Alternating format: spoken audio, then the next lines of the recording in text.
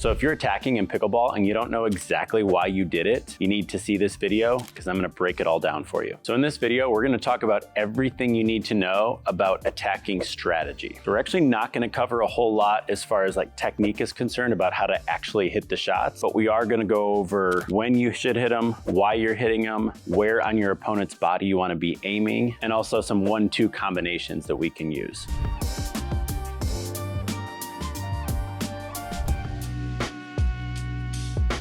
Okay, so first we're gonna talk about the when and the why. If you don't know why you're doing something in pickleball, then you really have no business doing it. We should be able to answer why you hit a shot every single time, okay? So by the end of this video, you're gonna know exactly why you're speeding the ball up. So first, let's start with your own strengths. So when you're attacking, basically you have 2 attack options. You can either reach in and take the ball out of the air, or we can wait for kind of a dead dink that sits up and we can speed it up off the bounce. So first thing we need to know is, what are your strengths? Is your backhand out of the air better? Is your forehand out of the air better? Can you go 2 hands off the bounce on the backhand? Do you like the forehand? So we need to understand what of these are maybe your favorite shots, and this is going to play a very big role into which shots you're looking for when you're attacking. Also, when it comes to hitting out of the air or off the bounce, we need to understand that they're different shots with kind of different goals. So when I'm reaching in and taking that ball out of the air, really my main goal is to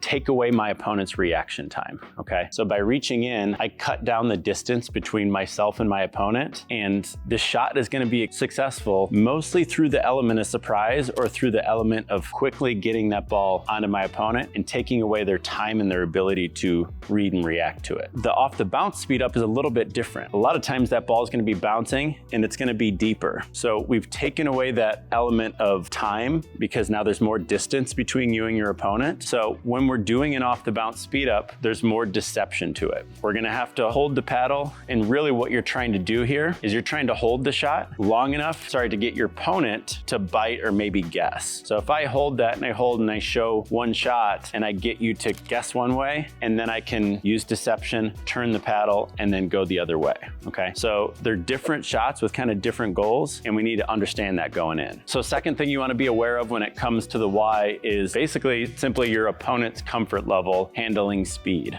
okay? So a lot of times early on in the game, I'll speed up balls just to kind of test out my opponents and see, like, can they counter back? Are they comfortable handling pace? Are they comfortable handling fast shots? And see what they have. Because if you find out that they're not, then it makes attacking a lot easier, and you're probably gonna do a lot more attacking in that game. If you find out in the first couple of shots that they're on everything you're doing and they're countering the ball really well, now we're gonna have to be a lot more disciplined with when we attack, what spots we use, and kind of what patterns we use, because we know our opponent's not an easy target.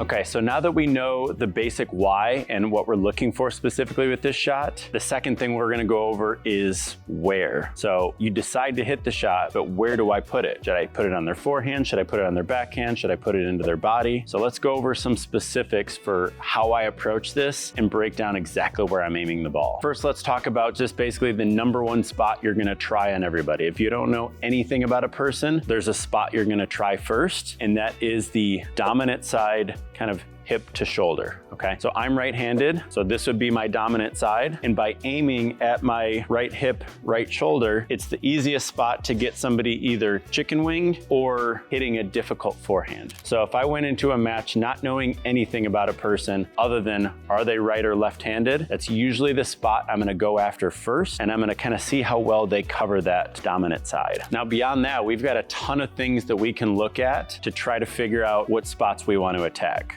Okay, some of them would be grip. Typically, the more kind of Western a person's grip is, the more they're gonna favor forehand. So if I see somebody in this kind of pancake grip favors forehand a lot, then I'll probably attack backhand more. Just the opposite, if they're in more of a continental grip that tends to favor that kind of punch backhand, that's great over here in body, but then that's harder to get to the forehand. So we wanna be aware of a person's grip because it's gonna have an impact on kind of where their good coverages are. Next is kind of goes hand in hand with that, but but watch the ready position. If you see somebody kind of in their ready position favoring backhand or favoring forehand, we definitely want to kind of pay attention to where they sit in their ready position and what they tend to favor. And again, this is going to be different from person to person. So really the best way to do this is, if you don't know anything about a player, just watch them warm up. If you're playing a game and you're warming up next to your opponents, take a peek over there and see, how they're hitting most of their volleys. People in warm up are going to hit their most comfortable shots. So if you peek over and they're warming up their volleys and they're just hitting all backhands, again, that's something that I'm going to take note of, because my first couple spots to speed up are going to be over there because I know they're so comfortable with the backhand. So next thing we want to consider would be sliding patterns. Okay, kind of goes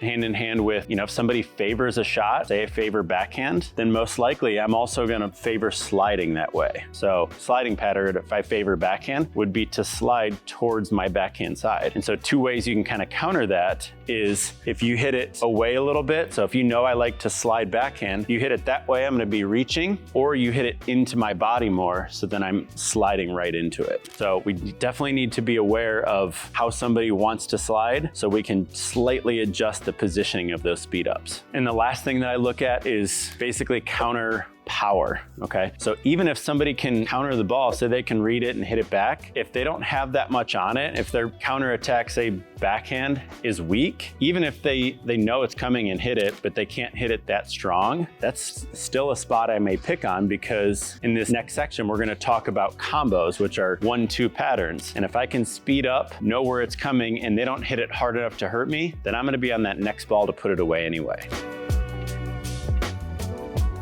Okay, so now let's get to one of my favorite parts, my favorite shots in pickleball, and that is a combo, which basically means I'm gonna speed up the first ball with the intention and full well knowing that my opponent's probably gonna get it back, but I have a good idea of where that ball is gonna come back, and I'm gonna be sitting waiting for that next ball. So to figure out where this next ball is coming back, we really just need to kind of understand some basic geometry. And the easiest way to think about this is just pretend like you're hitting into a wall. Okay, so if you hit into a wall, if you hit the ball straight ahead, it's gonna return straight back to you. If you hit it across, it's gonna wanna return on that same angled path across. So as an example, if I reach in and I speed up a ball down the line, I'm expecting that ball is most likely gonna come back to my forehand. If I reach in and I speed up a ball across my opponent's body, I'm expecting that ball is gonna come to my backhand. So one way we can actually even cheat a little bit more on this is when we speed up, we can add a little bit of a shift or a little bit of a slide to clear more space. So if I speed up down the line and I'm expecting a forehand, if I shift this way a little bit, now I'm making this window